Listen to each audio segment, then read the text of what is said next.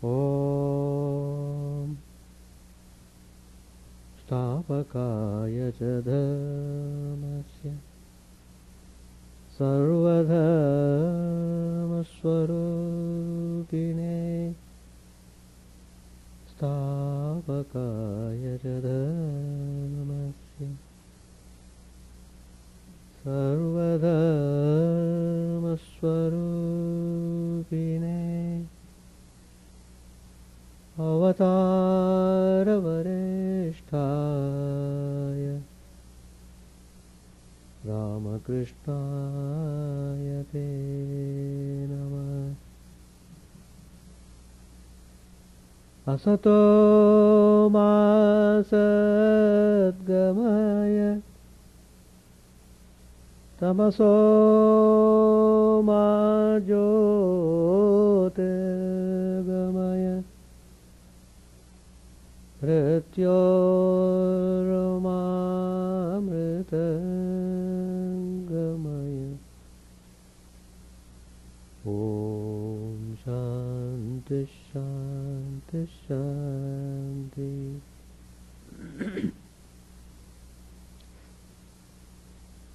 Let us offer our salutations to Sri Ramakrishna, the embodiment of all religions, the Supreme God Incarnate. Let us pray to Him to lead us from the unreal to the real, to lead us from the darkness of ignorance to the light of knowledge, to lead us from death to immortality. We have been studying Sri Ramakrishna's teachings taken from the Gospel. All these teachings are very essential for the spiritual seekers. In Sri Ramakrishna, everything is spiritual and practical.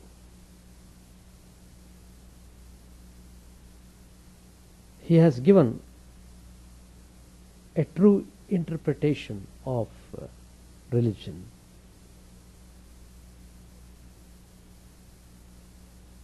Which was very necessary for all the people in the world to understand the significance of true religion. Sri Ramakrishna himself practiced different faiths to find out where it leads to, where all these faiths lead to. And Sri Ramakrishna found they all lead to the same goal, to the same God. So finally, because he attained that highest state of experience, where he could see all religions centering towards God, he just through his life has integrated all the religions of the world.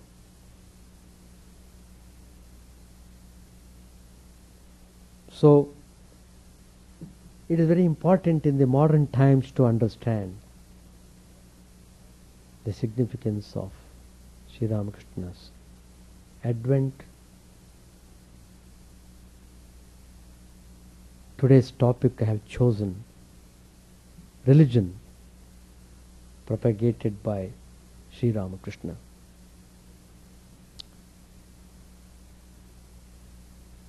Swami Vivekananda has referred to Sri Ramakrishna as the greatest incarnations born on this earth. who enriched spiritual traditions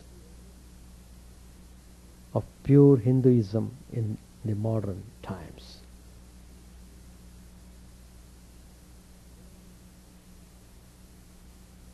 Originally, the whole world was being guided by the eternal principles, what we call Sanatana Dharma, eternal religion. It is immortal. It is always there.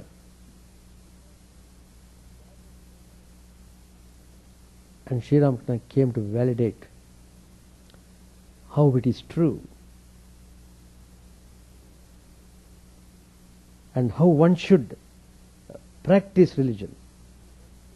He was stressing upon the practicality,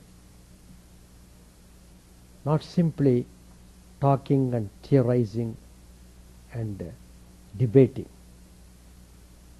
One must be practical. Then only you will understand the import of true religion.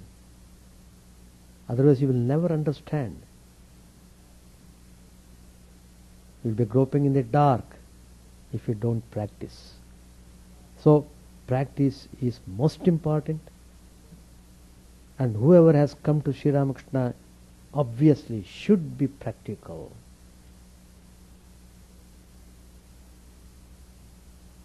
He has said in the Gospel how one should have one's attitude towards one's own chosen ideal. Some people may have Lord Christ, some people may have Muhammad, some people may have Sri Ramchandra, Sri Krishna as their ideal. Some people may have Divine Mother, Durga, Kali as their ideal. But they are all fixing their ideal. They are considering that ideal to be the Supreme Godhead. It's perfectly all right. One can choose any deity according to one's own taste and temperament. Perfectly all right. But then how everyone should conduct oneself in a practical way. Sri Ramakrishna says in the Gospel that devotion of the wife to her husband is an instance of unswerving love. She feeds her brothers-in-law as well and looks after their comforts, but she has a special relationship with her husband. Likewise, one may have that single-minded devotion to one's own religion, to one's own deity, but one should not on that account hate other faiths. It's very important teaching that we should understand and practice.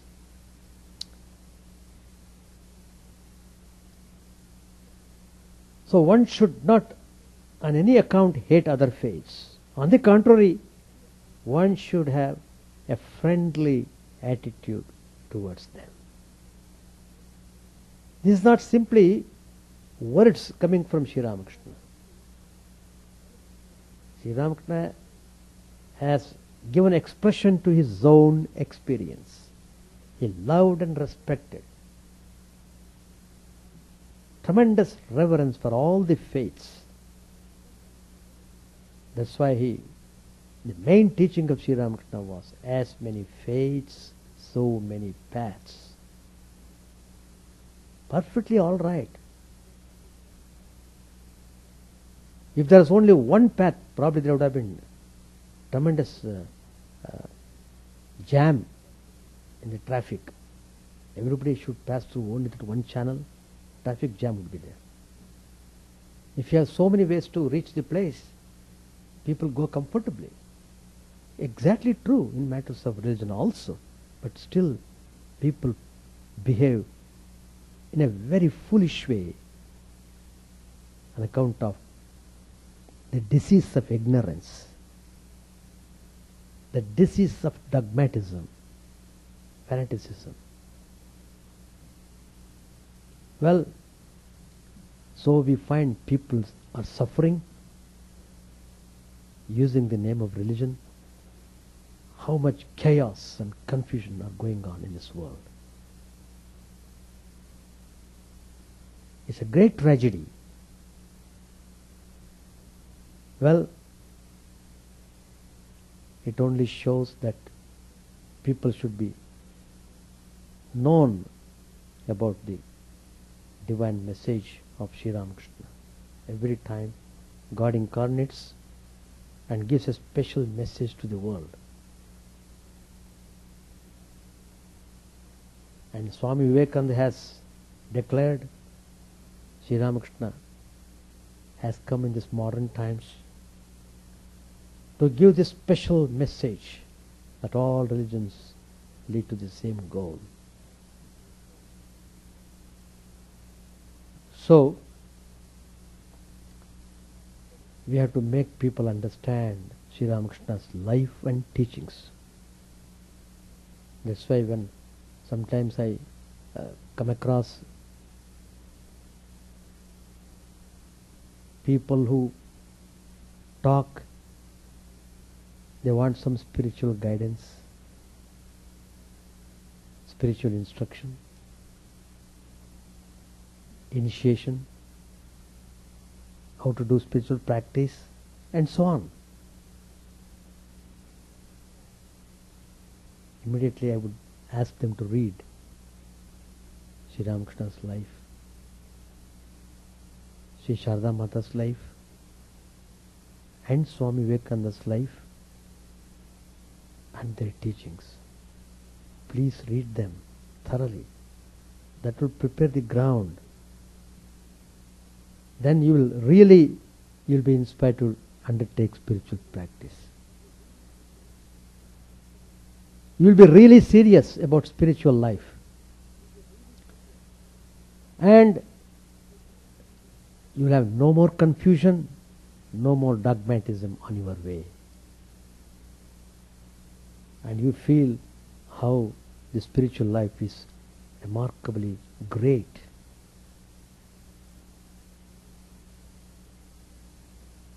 Sri Ramakrishna was in a happy mood. He was given a seat below the altar in Brahma Samaj, where he visited. There the Brahmo devotees sang their devotional music. The Brahmo devotees are the worshippers of God without form. Vijay Goswami and other Brahmo devotees, they all sat in front of the Master. Master Sri Ramakrishna. He said to Vijay, smilingly, he told him, it is in the Gospel, I am taking a quotation from Gospel, because I am taking the Gospel class. So I am connecting the teachings of Sri Ramakrishna to the topic, religion propagated by Sri Ramakrishna. How nicely, how in a very simple way, but very effectively has given these ideas for us to dwell upon and practice. So he said to Vijay, well, I was told that you had put up a signboard here that people belonging to other faiths are not allowed to come in. Narendra too said to me, Narendra later who became Vivekananda, he said to me, Sri Ramakrishna said further, Master, you should not go to the Brahma Samaj. You had better visit Shivanath's house.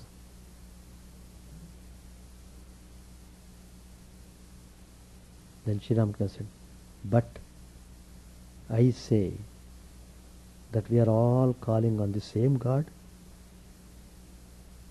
Jealousy and malice need not be. Some say that God is formless, and some God has form. I say, let one person meditate on God with form if he believes in form, and let another person meditate on the formless deity if he does not believe in form. What I mean is that dogmatism is not good. It is not good to feel that my religion alone is true and all other religions are false. The correct attitude is this. Sri Ramakrishna himself tells that my religion is right, but I do not know whether other religions are right or wrong, true or false. I say this because one cannot know the true nature of God unless one realizes Him.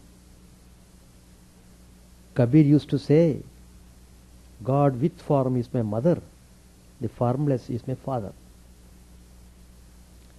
Which shall I blame? Which shall I praise? The two pans of the scales are equally heavy. Hindus, Muslims, Christians, Shaktas, Shaivas, Vaishnavas, Brahmajnanis of the time of the Rishis, and you, the Brahmajnanis of modern times, is referring to Brahma Samaj devotees, all seek the same object. A mother prepares dishes to suit the stomachs of her children, and a fish is bought for the family. She does not cook pilau or kalaya for all of them. All have not the same power of digestion. So she prepares a simple stew for some, but she loves all her children equally. Do you know my attitude? Sri Ramakrishna says, I love all the preparations of fish. And he says further, this is very nice to see that. He says, I have a womanly nature, all love. I feel myself at home with every dish. Fried fish, fish cooked with turmeric powder, pickled fish, and further I relish equally rich preparations like fish head, kalaya and pilau, all love. Do you know what the truth is? Sri Ramakrishna tells in the Gospel, God has made different religions. Why? Why did He do so? Is it to confuse the people? Is it to make the people quarrel and fight? Kill among themselves? No. That was not the purpose of God. The purpose was to suit different aspirants, times and countries. All doctrines are only so many paths. But a path is by no means God Himself. Indeed, one can reach God if one follows any of the paths with wholehearted devotion. Suppose there are errors in the religion that one has accepted. If one is sincere and earnest, then God Himself will correct those errors. Suppose a man has set out with a sincere desire to visit Jagannath at Puri, the famous pilgrim center, and by mistake has gone north instead of south, then certainly someone meeting him on the way will tell him, my good fellow, don't go that way, go to the south. And the man will reach Jagannath sooner or later. If there are errors in other religions, that is none of your business. God, to whom the world belongs, takes care of that. Our duty is somehow to visit Jagannath. To the Brahmos, Sri Ramakrishna said, the view you hold is good indeed, You describe God as formless. That's fine. One may eat a cake with icing either straight or sidewise. It would taste sweet either way. But dogmatism is not good. You have no doubt heard the story of the chameleon. It's a type of lizard. A man entered a wood and saw a chameleon on a tree. Then he reported to his friends, "Oh, today I have seen a red lizard." He was firmly convinced that it was nothing but red. Immediately another person confronted him. What? What are you telling? I have seen that lizard. It is not red, it is green. So he was firmly convinced that it was nothing but green.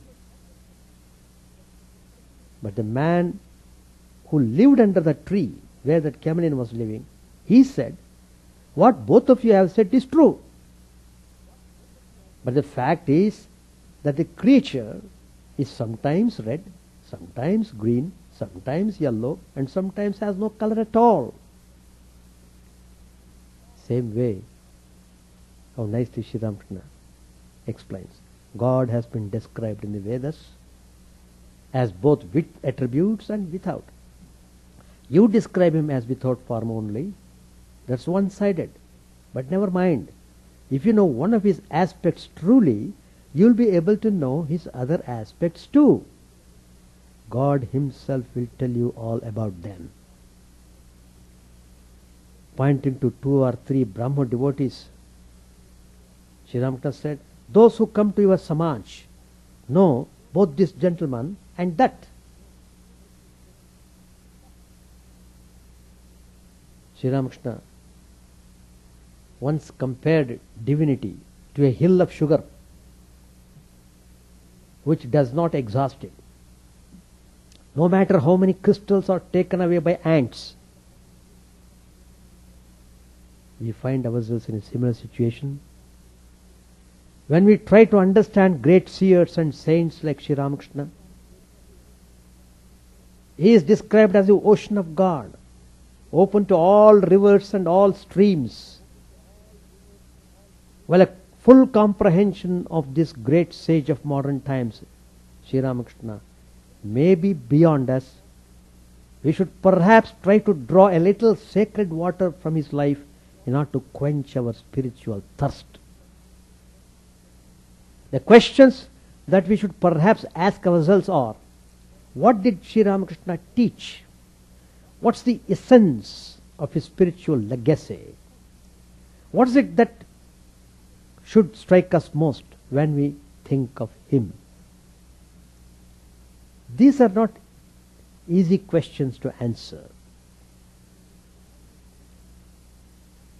To my mind, however, the most profound aspect of Sri Ramakrishna's demeanor was the easy manner in which he expressed his thoughts and ideas. He had the remarkable gift of explaining the most complex philosophical issues or metaphysical subjects in simple language that everyone could easily understand and assimilate. Sri Ramakrishna came exactly to show the practical way of spirituality. Sri Ramakrishna means everything about him is practical. Everything about him is spiritual. If you are coming to Sri Ramakrishna, you must be spiritual, you must be practical. It follows. No room for dogmatism, no room for bigotry, no room for jealousy or malice. Then you will see the glory of Sri Ramakrishna. You will experience in your own life. Sri Ramakrishna described religion as a road or a path. Religion is a path. The roads or paths to reach the same destination could be many. If this truth explained in such simple terms is correctly understood, there will be no room for religious dogmatism or rigidity. There will be no intolerance, disharmony or bloodshed in the name of religion. In many ways, Sri Ramakrishna can be taken to represent the eternal soul of India. He once again drew our attention to the fact that the ultimate goal is the realization of the self, the real self, the undecaying eternal self, which is birthless, deathless, which is indeed the culmination of the process of enlightenment. In that search, each path is as good as any other. Sri Ramakrishna proclaimed the oneness of man and the equality of all human beings. He undertook the unique tapas of realizing God by following different paths shown by Hinduism, Islam and Christianity.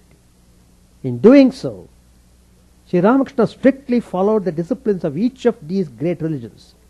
Based on his personal experience, he proclaimed that all roads lead to the same goal. Sri Ramakrishna did not preach a new religion.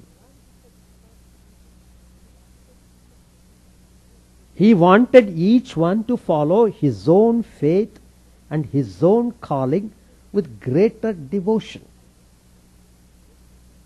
Rabindranath Tagore, famous poet of India, very perceptively called Sri Ramakrishna a shrine of unity, whose meditation was a mingling of diverse paths of different forms of worship.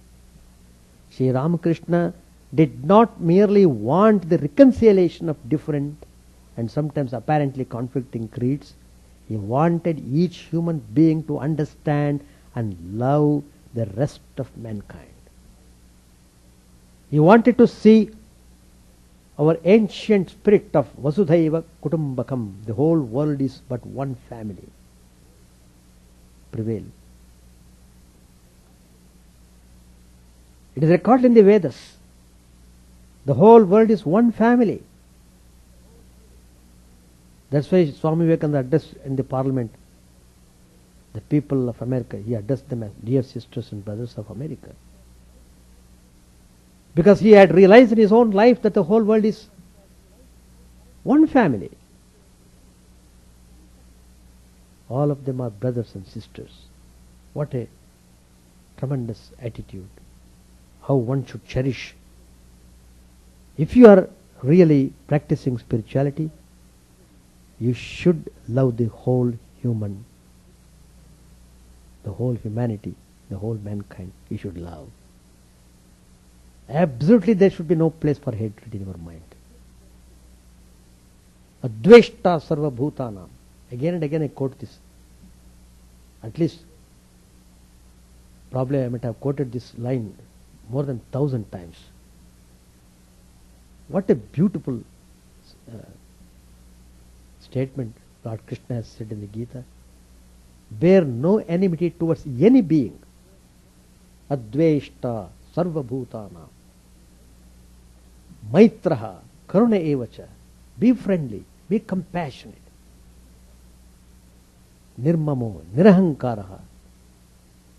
Be free from egoism. Don't be boasting. Be humble. These are all qualities we should cherish in spiritual life. If you establish yourself in all these virtues, you don't have to proclaim you are a saint. In the newspaper, Chicago Tribune, oh, he is declared as saint. What nonsense it is. Declaring as a saint. Who is to declare? People simply, they jump towards you, they flock at you, seeing your qualities.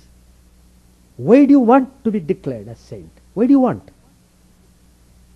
What does it matter to you? Well, we should understand spirituality in a very deeper way. Then only you will appreciate and enjoy the glory of spiritual life.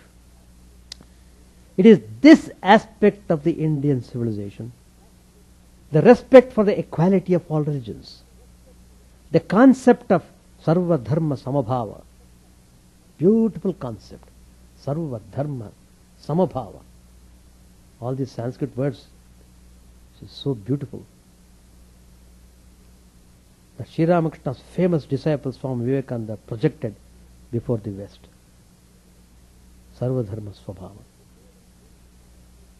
He declared in his famous Chicago address, we believe not only in universal toleration, but we accept all religions as true.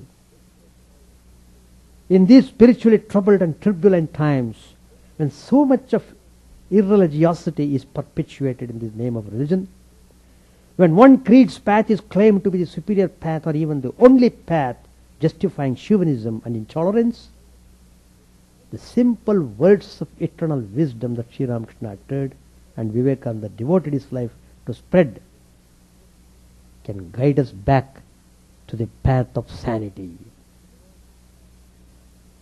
So, the main message of Sri Ramakrishna given to the world through Swami Vivekananda at the Parliament of Religions and to the whole world is that unity in diversity. Like a thread passing through the garland of flowers. The flowers, there may be various colors, various types of flowers having different fragrances. But when you are making a garland, it's only single thread passes through all of them, making them all unite and look beautiful. And it looks beautiful when you see a garland. That beauty has come because of the unity. They are all unified by the thread. In the same way, if you feel we are all one, how nice it would be. This very world is a heaven. We don't have to search for heaven elsewhere. People don't know how to live here and they want to go and live in heaven.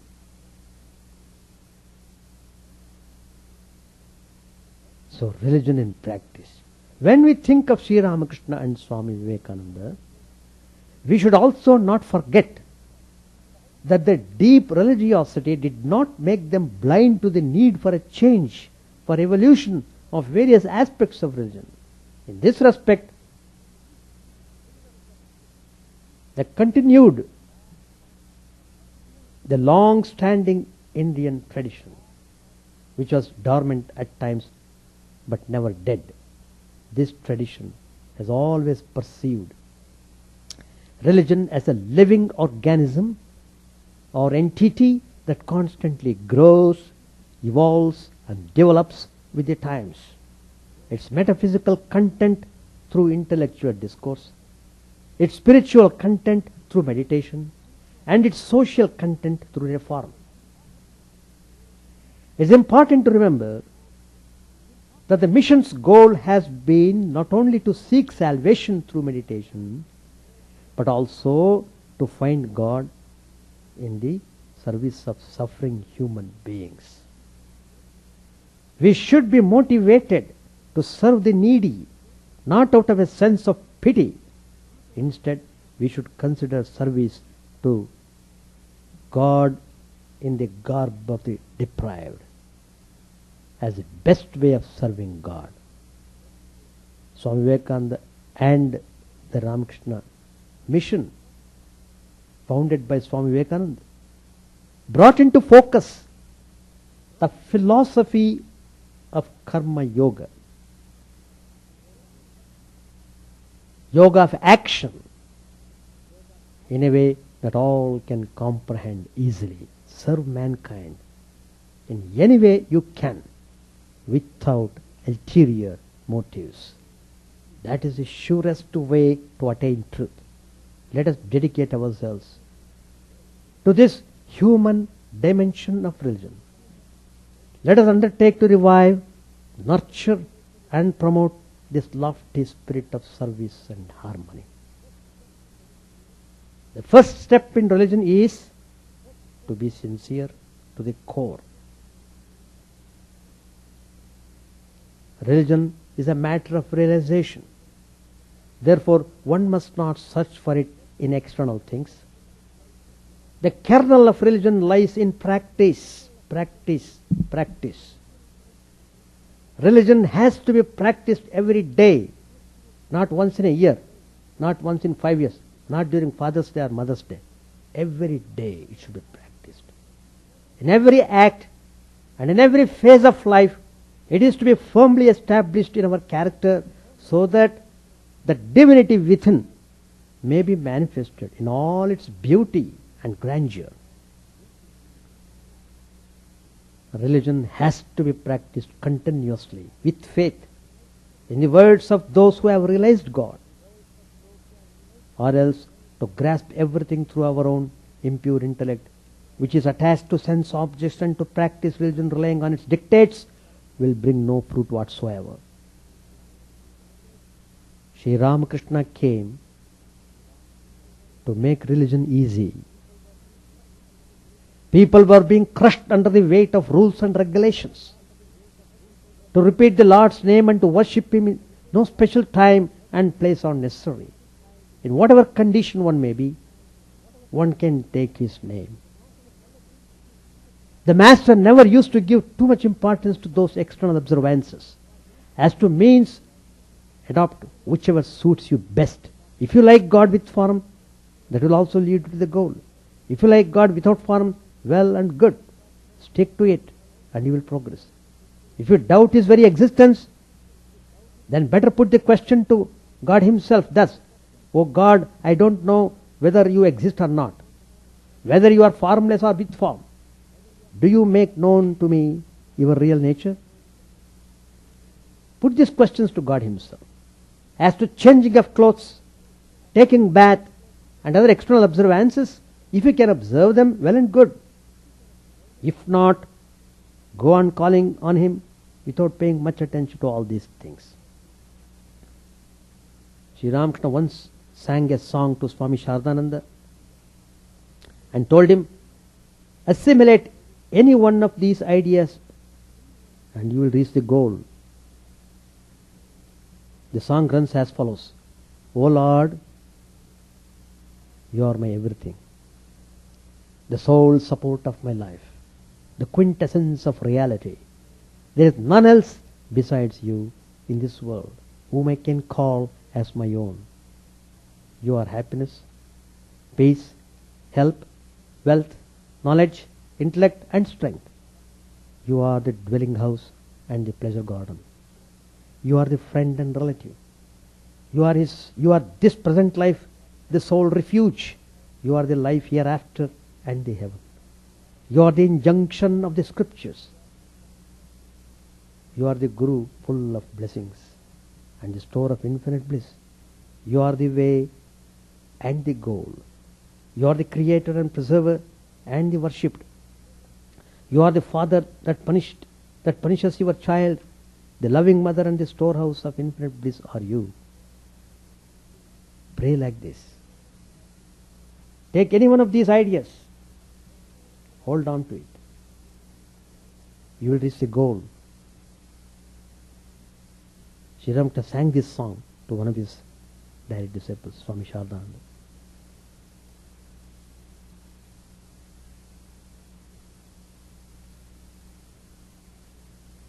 So, Sri Ramakrishna is living and moving in all as Narayana. The seed of this religion of service was in him.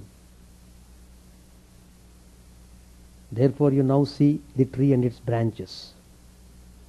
At Devagar, Sri Ramakrishna said to Mathur Babu, looking the people famished, he said to Mother, feed these poor people. Give them clothing and oil for anointing their heads in the scorching heat. You must do that, or else I will not proceed to Benares for pilgrimage. I don't want any pilgrimage. First you serve them. That's how the wheel of this religion of service for this age started rolling. The main mission of Ramakrishna mission is service to the humanity. Atmana mokshartham jagadhitaya. To realize the truth, to realize God, serve the human beings, serve the humanity. Religion takes man to God by making God of a man. Religion is the highest chemistry, for it analyzes the compound of man into the elements, ego and non-ego, the self and the not self, the soul and the body. Religion is a burning furnace in which is burnt up all the dross of his heart. The heart of a young man is very pure, and so it is a fit reservoir for religion to flow in, and every young man therefore is a fit candidate for a place in the heavenly office of religion. Finally, it is said, one of the directors of Sri Ramakrishna,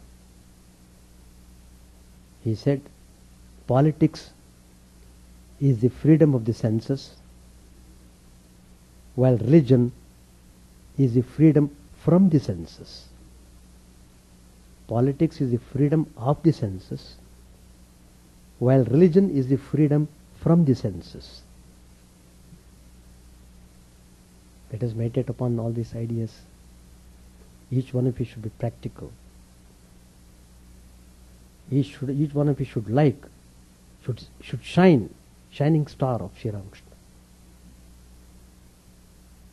I always feel that way. That's the way to understand and practice religion. Page 776, Sri Ramakrishna said, yes, it is possible, it is permissible if one has achieved that state of mind, but not everyone has it. It is the state of Brahmajnana. Because a question was asked by Bhavanath. He asked, when anyone injure a man without incurring sin, kill him. Then may one injure a man without incurring sin, kill him? For that Sri Ramakrishna answered, yes, it is permissible if one has achieved that state of mind, but not everyone has it. It is a state of Brahmajnana.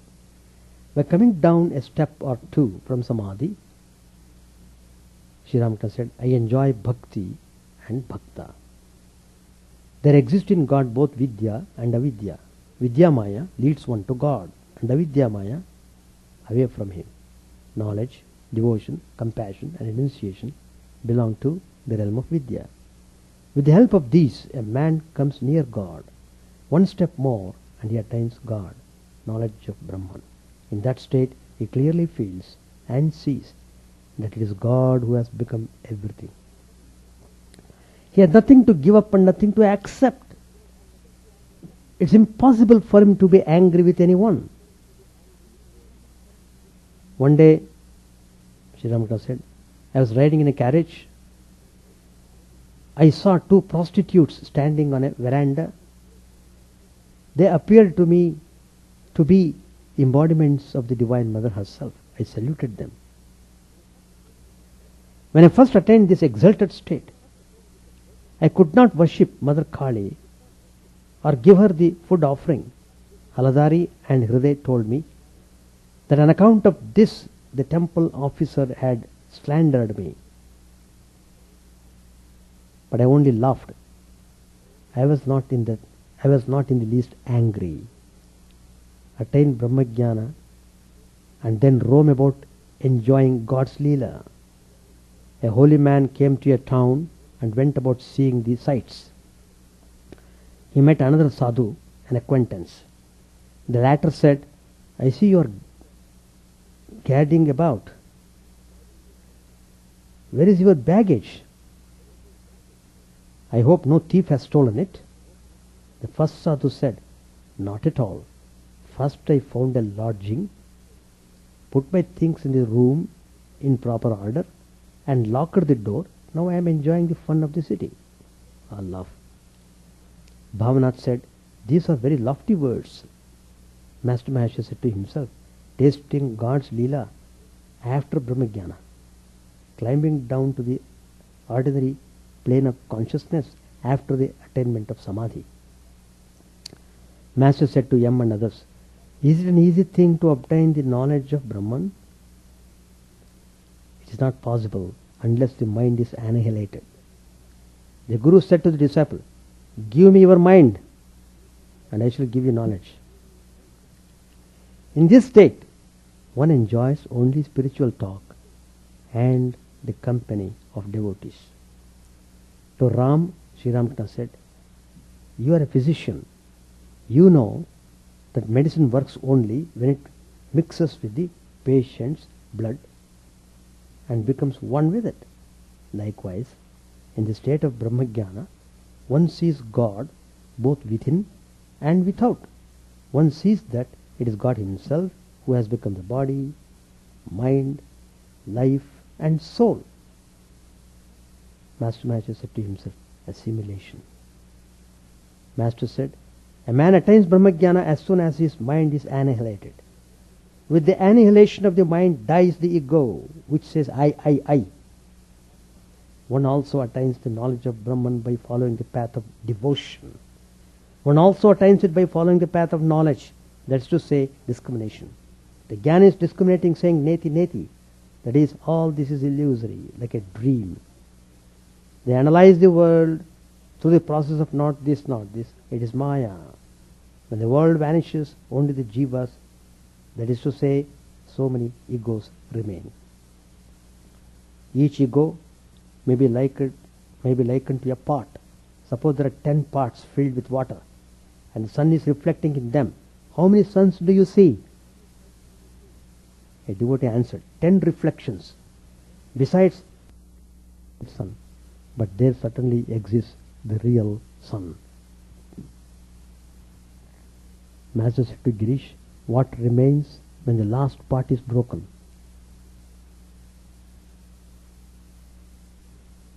Girish answered, that real sun, sir. Master said, no. What remains cannot be described. What is remains? How will you know there is a real sun unless there is a reflected sun? Eye consciousness is destroyed in samadhi. A man climbing down from samadhi to the lower plane cannot describe what he has seen there. It was late in the evening, lamps were burning in the drawing room. Sri Ramakrishna was in spiritual mood. The devotees sat around him. We shall stop here. Now your session will begin. You can ask any question you want to ask or discuss. No questions? What is the time now? Time? The clock is stopped here. Is it? Oh. This is showing 8 o'clock. No, because the current went off. The time was not reset. No questions, Ajay? Very good. Stop. We have another special event coming in August, 4th to 11th, first Sunday to succeeding Sunday in Ganges. That is our annual children's camp. It's really very grand occasion, very good summer. All the children will be there in our campus, and we'll be teaching them Bhagavad Gita and taking classes on their development of the moral values. For this children camp also, you can register your children for this camp. So you are welcome to all these programs. Chant the name of the Lord and His glory unceasingly, that the mirror of the heart may be wiped clean and quench that mighty forest fire, worldly lust raging furiously within. O name streamed down in moonlight on the lotus heart, opening its cup to knowledge of thyself. O self, drowned deep in the waves of His bliss, tasting His nectar at every step, bathing in His name, that bath for weary souls. Various are thy names, O Lord. In each and every name thy power resides. No times are set, no rites are needful for chanting of thy name. So vast is thy mercy, how huge then is my wretchedness, who find in this empty life and heart no devotion to thy name? O my mind, be humbler than a blade of grass. Be patient and forbearing like a tree. Take no honor to thyself, give honor to all. Chant unceasingly the name of the Lord. O Lord and soul of the universe, mine is no prayer for wealth or retinue. The playthings of lust or the ties of fame. As many times as I may be reborn, grant me, O Lord, a steadfast love for thee. A drowning man in this world's fearful ocean is thy servant, O sweet one. In thy mercy, consider him as dust beneath thy feet. Ah, how I long for the day when an instant's separation from thee, O Lord, will be as 1,000 years, when my heart burns away with its desire, and the world without thee is a heartless void. Prostrate at thy feet let me be, in unwavering devotion, neither imploring the embrace of thine arms, nor bewailing the withdrawal of thy presence, though it tears my soul asunder.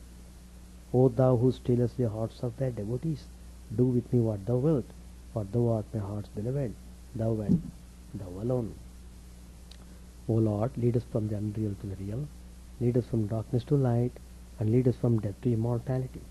May all be free from dangers, may all realize what is good, may all be actuated by noble thoughts, may all rejoice everywhere, may all be happy, may all be free from disease, may all realize what is good, may none be subject to misery. May the wicked become virtuous, may the virtuous attain tranquility, may the tranquil be free from bonds, may the freed make others free. May good betide all people, may the sovereign righteously rule the earth, may all beings ever attain what is good, may the worlds be prosperous and happy, may the clouds pour rain in time, may the earth be blessed with crops, may all countries be freed from calamity, may holy men live without fear. May the Lord, the destroyer of sins, the presiding deity of all sacred works, be satisfied, for he being pleased, the whole universe becomes pleased. He being satisfied, the whole universe feels satisfied.